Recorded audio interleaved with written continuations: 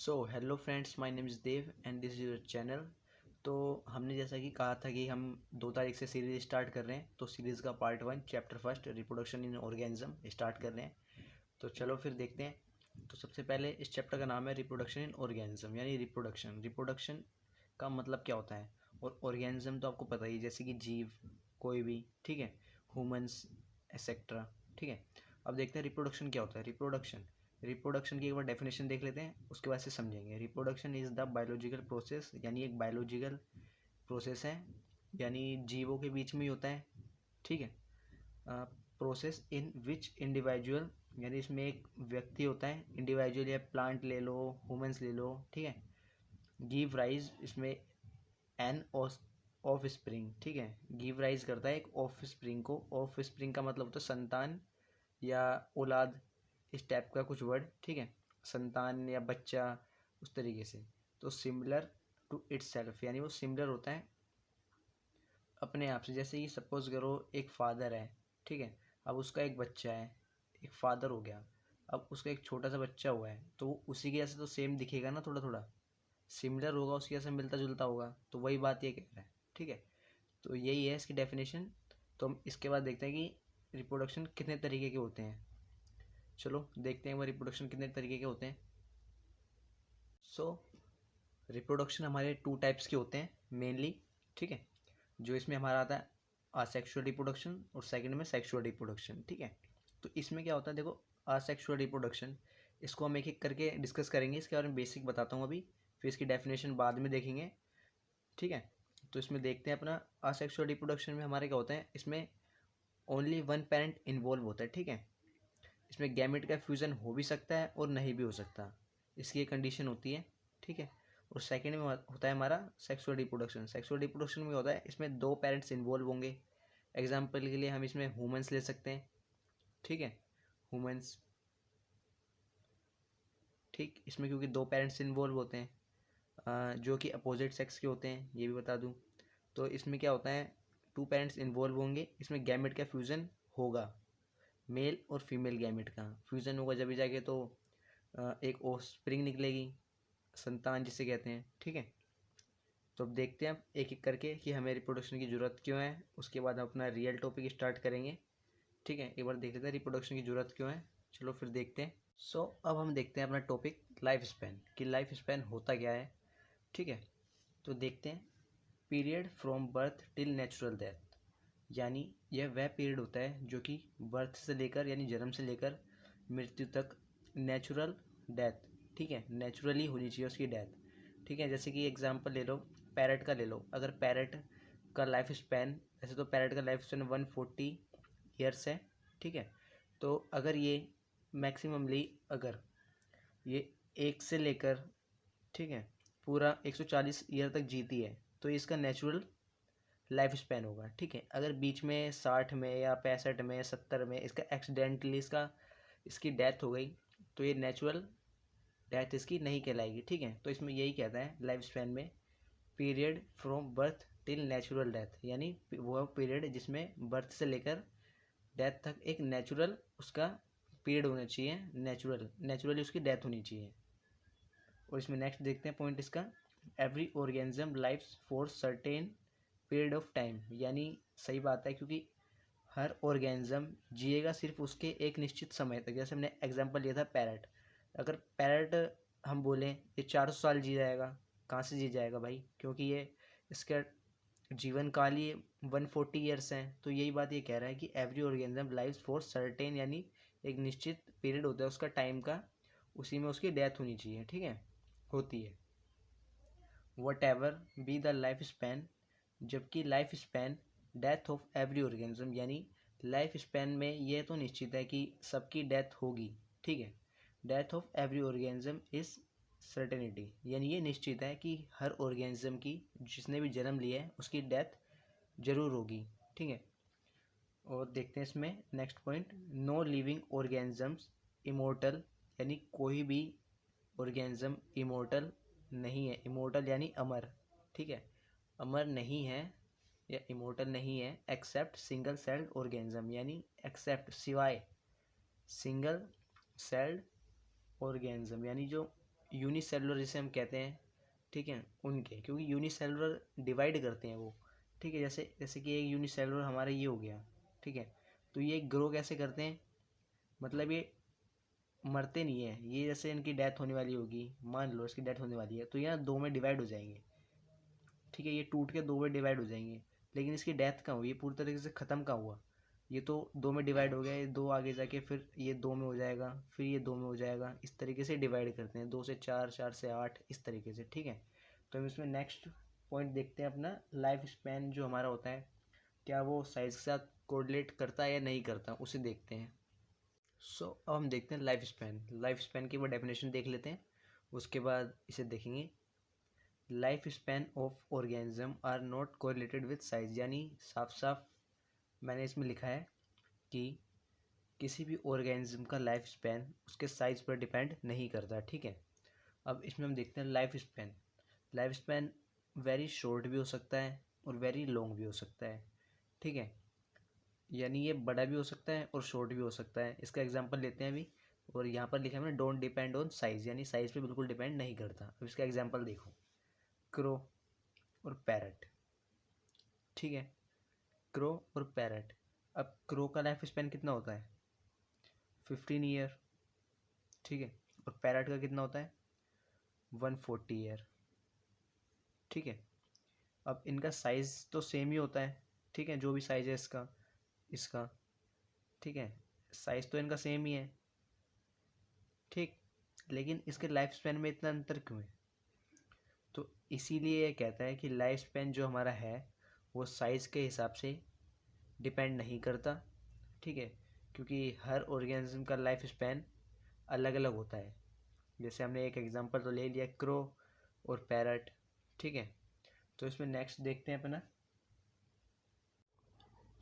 इसमें हम देखते हैं कि हाउ ऑर्गेनिज्म रिप्रोड्यूस, यानी ऑर्गेनिज्म कैसे रिप्रोड्यूस करते हैं, यानी वो अपने जैसे ऑर्गेनिज्म को उत्पन्न कैसे करते हैं। तो देखते हैं, there is a large diversity, सही बात है क्योंकि ज़्यादा डाइवर्सिटी है, ठीक है, इन बायोलॉजिकल वर्ल्ड, यानी जीव विज्ञान में, ठीक है। तो ईच ऑर्गेनिज्म हैज़ इन्वॉल्व, यानी हर ऑर्गेनिज्म इन्वॉल्व होता है इसमें इट्स आवन मैकेनिज्म, यानी अपने हिसाब से मैकेनिज्म, ठीक है। कोई इसमें मल्टीप्लाई करके एंड कोई रिप्रोड्यूस करता है ऑफ स्प्रिंग को, यानी संतान को, ठीक है, यानी कोई डिवाइड करता है, मल्टीप्लाई का मतलब डिवाइड करके, और कुछ होते हैं जिसमें जो ऑफ स्प्रिंग को जन्म देते हैं। ऑफ स्प्रिंग यानी संतान, मैंने आपको ऐसे बताया था, जैसे कि ह्यूमंस हो गए, ठीक है, अपने से ऑफ स्प्रिंग को जन्म देते हैं उस तरीके से, ठीक। तो इसमें देखते हैं, द ऑर्गेनिज्म हैबिट्स, यानी वो डिपेंड किस पे करता है कि वो रिप्रोड्यूस करेगा या वो डिवाइड करेगा यानी मल्टीप्लाई करेगा।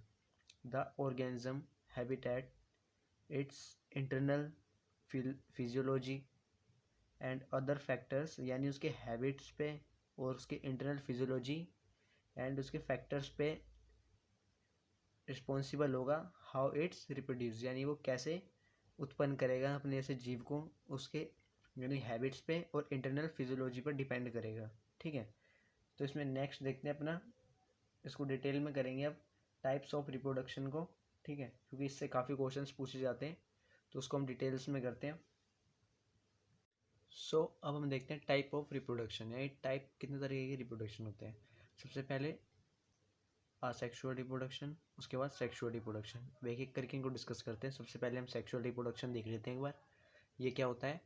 तो इसमें देखते हैं, 2 पेरेंट्स होते हैं इसमें, ठीक है, अपोजिट सेक्स के, ठीक है, पार्टिसिपेट करते हैं इन द रिप्रोडक्टिव प्रोसेस, यानी रिप्रोडक्टिव प्रोसेस में पार्टिसिपेट करते हैं, एंड अल्सो इन्वॉल्व, इसमें हमेशा इन्वॉल्व होता है, फ्यूज़न होता है इसमें मेल एंड फीमेल गैमेट्स का, ठीक है।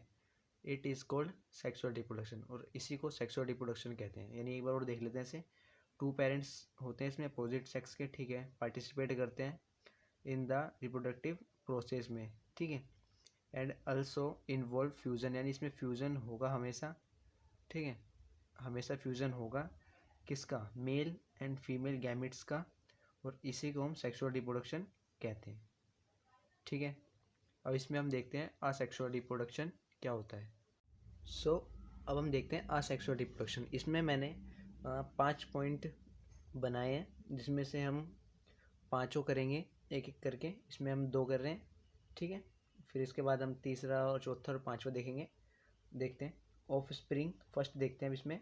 Of spring is produced by a single parent, ठीक है। इसमें क्या होता है, ऑफ स्प्रिंग जो संतान जो पैदा होगी वो सिर्फ उसमें सिंगल पेरेंट ही इन्वॉल्व होगा, ठीक है।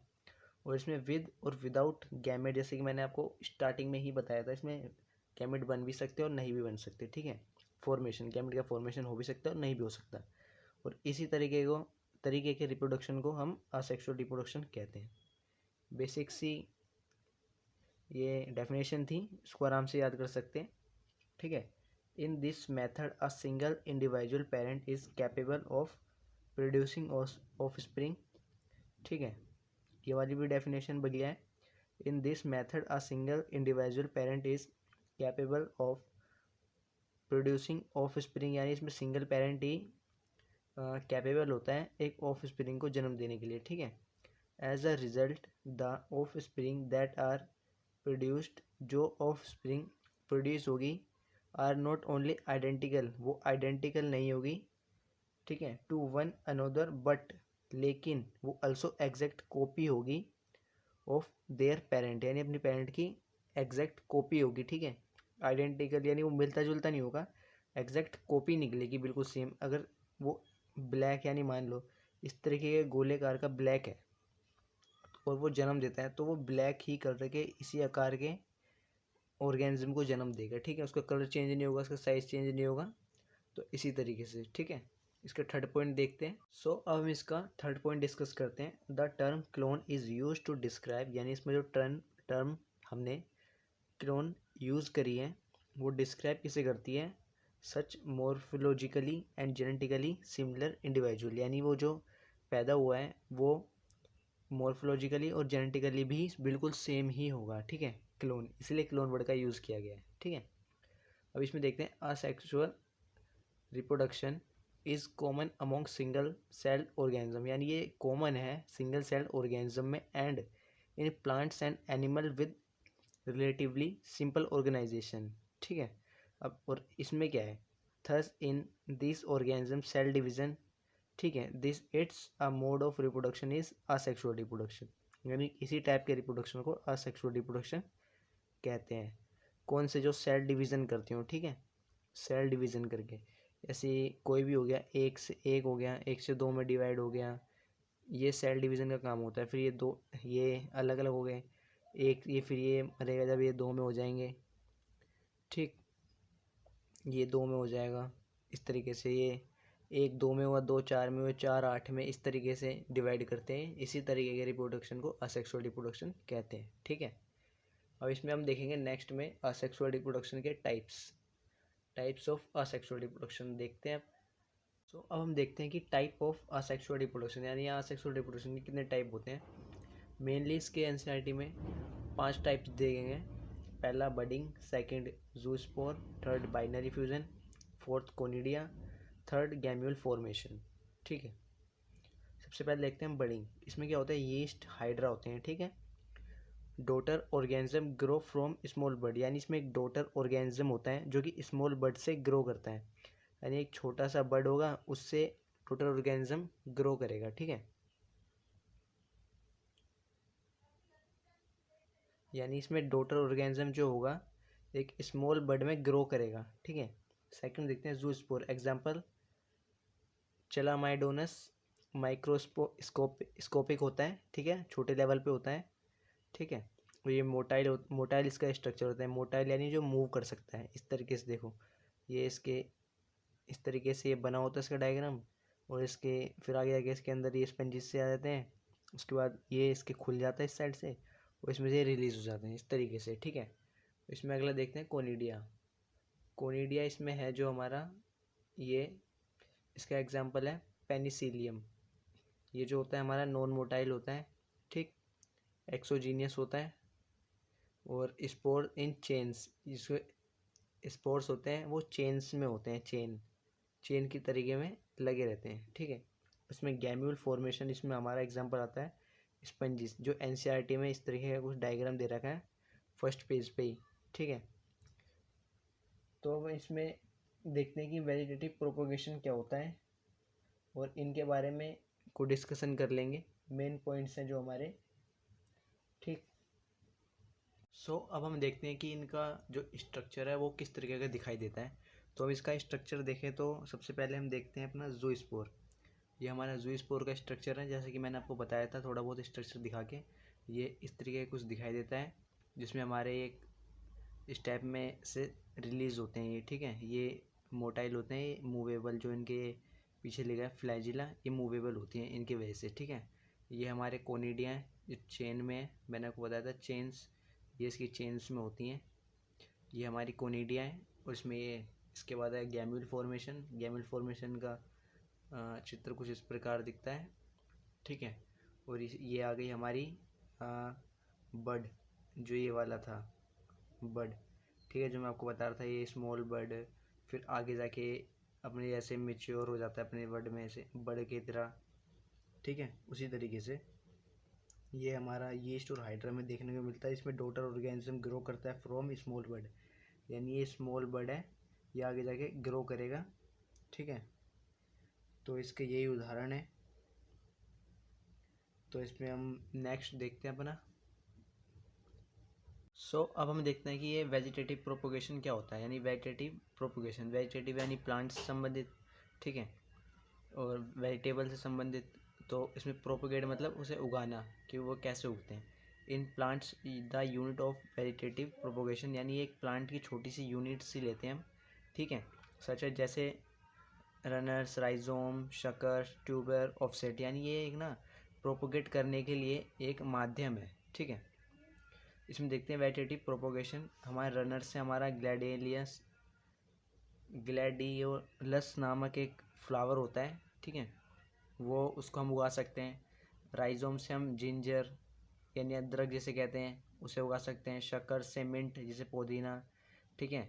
ट्यूबर से हमारा पटैटो, आलू, ठीक। ऑफसेट से हमारा वाटर हाइसिंथ, इसके ऊपर तो पूरी एक कहानी है, ठीक है, इसको हम आगे डिस्कस करेंगे, अगला टॉपिक यही होगा। इसे वाटर ऑफ बंगाल कहते थे इसे, और ये क्यों होता था ये सिर्फ नेक्स्ट टॉपिक इसी का है पूरा, जो हमारे एनसीईआरटी में दिया भी हुआ है और इससे क्वेश्चंस भी बनते हैं, ठीक है। और नेक्स्ट देखते हैं हम बल्ब। बल्ब से हमारा ओनियन हम पैदा कर सकते हैं, ठीक है। तो इसमें देखते हैं हम अपना वाटर हाइसिंथ। इसमें बाकी एनसीईआरटी में तो इन्हीं के बारे में बस इतना ही बताया। रनर से हमारा ग्लैडियोलस होता है, राइजोम से हमारा जिंजर होता है, शक्कर से हमारा मिंट होता है, और ट्यूबर से हमारा पटैटो होता है, और वाटर हाइसिंथ के बारे में बताया है, और ओनियन के बारे में भी इतना ही बताया जितना मैंने आपको इसमें बताया है, बल्ब से ओनियन, ठीक है। मतलब इसमें होता क्या है कि एक एक जैसे एक पौधा हो गया कोई भी, ठीक है, उसका सा ना छोटा सा हिस्सा काट के दूसरी जगह लगा देते हैं, इससे कि प्रोपेगेट, ये भी एक असेक्सुअल मेथड है, ठीक है, असेक्सुअल रिप्रोडक्शन का एक मेथड है, ठीक। अब इसमें हम नेक्स्ट टॉपिक पर देखते हैं वाटर हाइसिंथ।